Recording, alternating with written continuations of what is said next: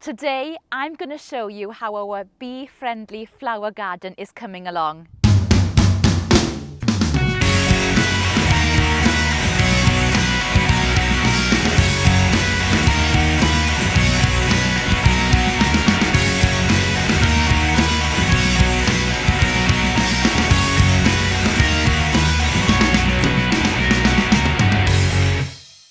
Hello, I'm Angharad from Gwening Griffith and welcome to our YouTube channel where we talk everything from beekeeping, farming, countryside living, and we do reviews as well. But today I'm going to give you a little quick update on how our bee-friendly flower garden is coming along, which was set up earlier this year. It's the end of August, it's the 20-something of August, and the garden is looking at its peak, but only a few months ago the garden didn't look anything like this. In fact, we would have been standing in the middle of a rushy field behind the house, and we've been setting about sort of doing little projects every year. Last year you might recall that we did our vegetable garden, which is in front of me there behind the house. So back in April, where I'm stood now was just a field behind the house. The field here is quite it's heavy clay, and because of the way the land's sloping down, it catches water and it gets waterlogged pretty easy.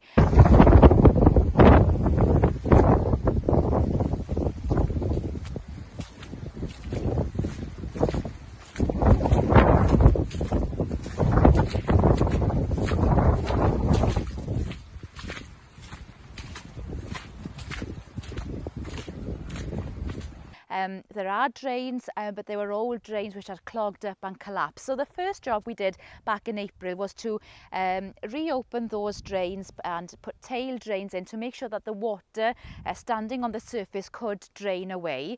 And we've gone about expanding our vegetable orchard and flower garden and creating a heaven for bees. Now this area where I'm stood in is obviously the flower garden, and I've gone about creating lots of various flower beds, all are Nordic, and I'll go on to that in a minute. So the flower garden is in here. Over there then, well, I'll show you in a minute, is our orchard, which we've expanded over the last year. And then we've got the vegetable garden behind us, which we showed you last year. And if you want to watch that video of how we did our vegetable garden, then please watch the video. I think the link is up here now. This was a field, and as I said, we went about draining it. Griffith, with the assistance of a local contractor, Melvin Evans, which happens to be one of our clients at Adopt a Beehive, came here with his digger on a weekend back in April to redo the tail drains that that were here originally but had collapsed, and to redo them. So we did that. After we did the drains, I went about then doing the Nordic flower beds. So the main flower bed I created first was the main one running across the stock-proof fencing here. And as you can see now in the photos that we're showing you, the way I did that was to literally lay layers and layers of cardboard and lay that directly onto the surface, onto the grass. I didn't cut the grass, I didn't turn anything, just put a thick layer of cardboard down, followed by a lot of rotten manure, farmyard manure. We live on a farm, so we're lucky I've got access to that. A lot of farmyard manure, well rotted down, and lots of Merlin's Magic peat-free organic compost, which we sell, of course. And that's how I created the beds. Now, I planted in the beds immediately. I'm showing you some photos here of the first initial flowers that went in, and it did look quite bare, but believe you me, look at the beds today, it's a different story.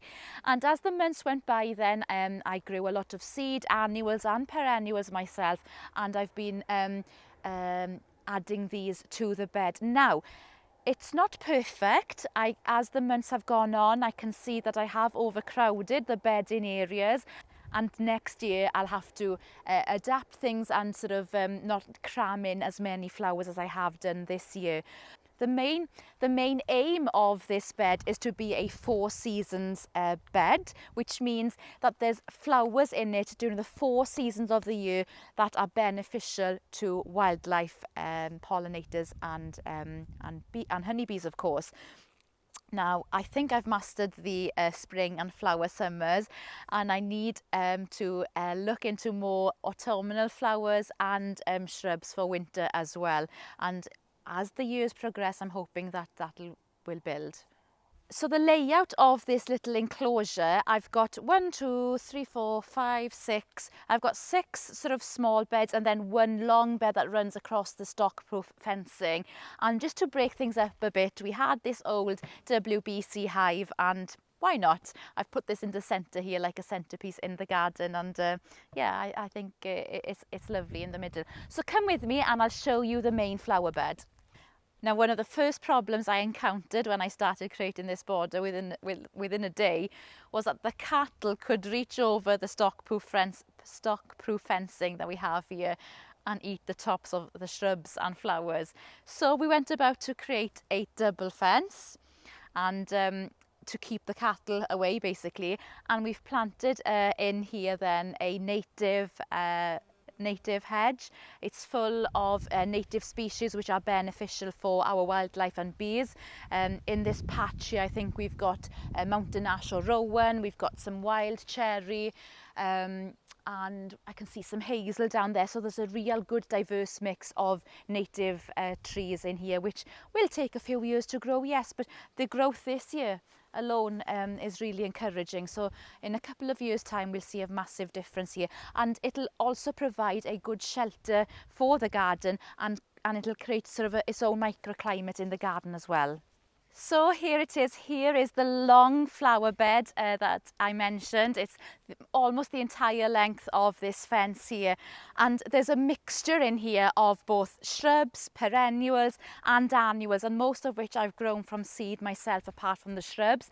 And yeah, you can see the amount of bees and butterflies and other pollinators that are sort of all over the flowers, and it's alive, and this is exactly what I wanted. Now, I love flowers, and when I was choosing what varieties of flowers to grow, I obviously had the bees and pollinators as in the forefront of my mind, but also to add different textures and colours. And because I like to dabble a bit in flower arranging, I wanted to have my own supply of flowers for the house as well, and to give to friends and families.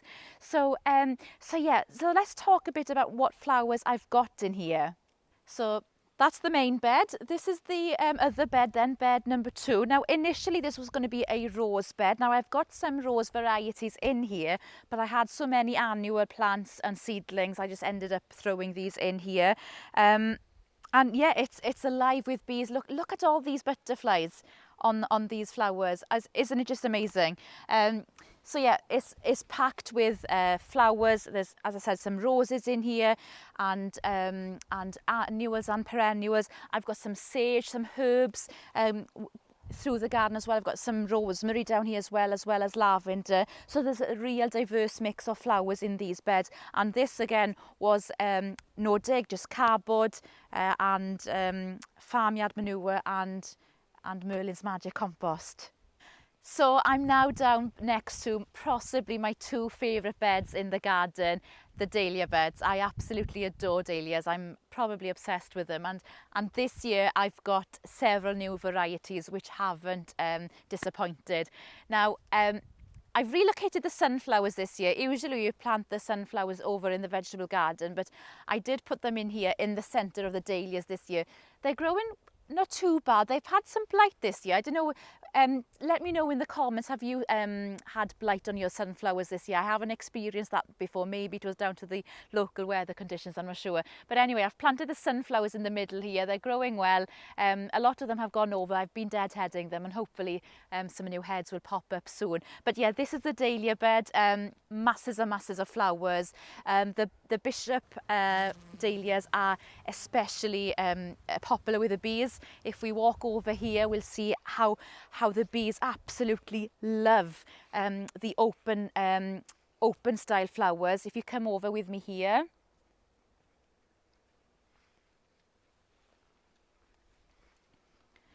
Now, on this dahlia here, literally there are 5 honeybees on one head here. There are there are sort of 2 and 3 here. Look over here, another dahlia here. There's 2 honeybees there and another one there. So they're literally queuing up to go on these dahlias. And if you haven't got much space in your garden and wondering what plants or flowers that look pretty and are beneficial for bees, then look no further. Look at these dahlias. The bees go nuts for them. Over here then we've got some more dahlias, and oh, just look, stand there for a minute and look at all those butterflies.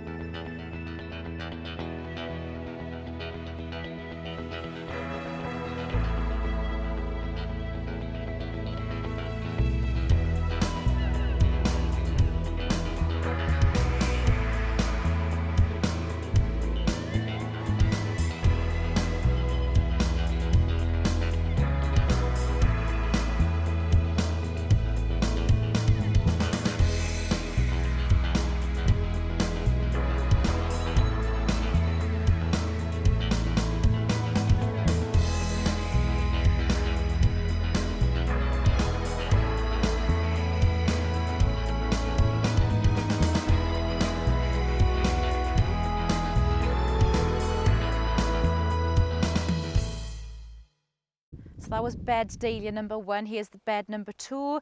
Again, we've got a lot of different varieties. I think this is called wine-eyed Dill, possibly.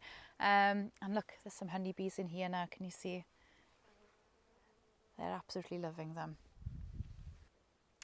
And so yeah, that really concludes the flower garden. I'm sure you'll agree that the flower garden has changed, well, the garden has come along excellent in just a few short months.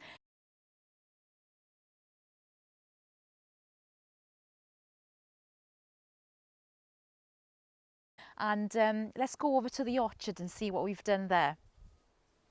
So I'm stood in the orchard part of the garden here. Now when we bought the place 6 years ago, there were a few apple trees in the garden, and over the last few years we've been expanding and adding more and more trees to the orchard to create what we've got here. Now it's a young orchard, you know, it's going to take years to proper establish. Now every year I've been really guilty of mowing the orchard like a golf course, mowing it so it's nice green grass, but how wrong was I to do that? This year I've changed my tactics completely, and what I've done is I've sown a lot of wildflowers in between the trees to try and create a wildflower meadow type of setting in the orchard, and then mow paths in between the trees for the boys to enjoy running around, and they have enjoyed running around the paths. But it hasn't really worked. I don't know what I've done wrong.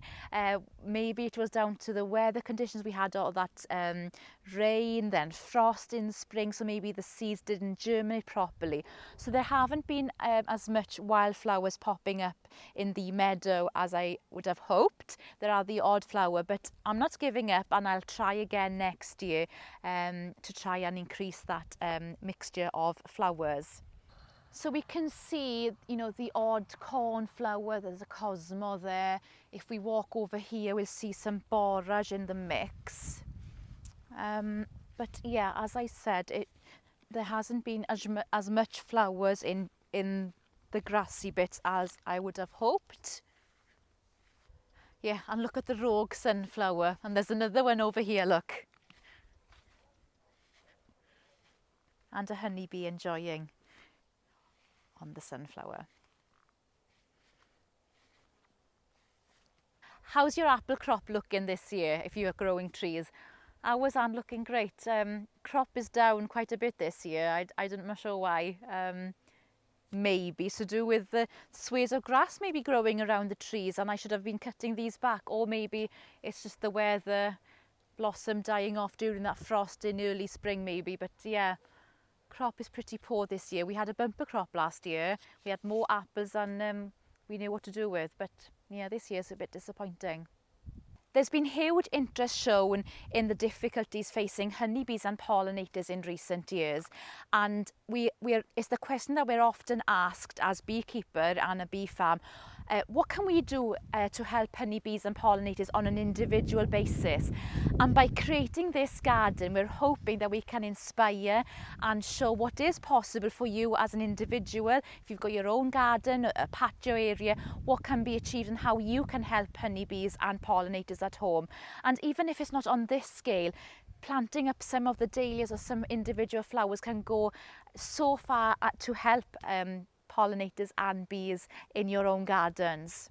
And I'm hoping by creating this small garden tour that we can inspire you to go away and create your own bee heaven or bee friendly garden.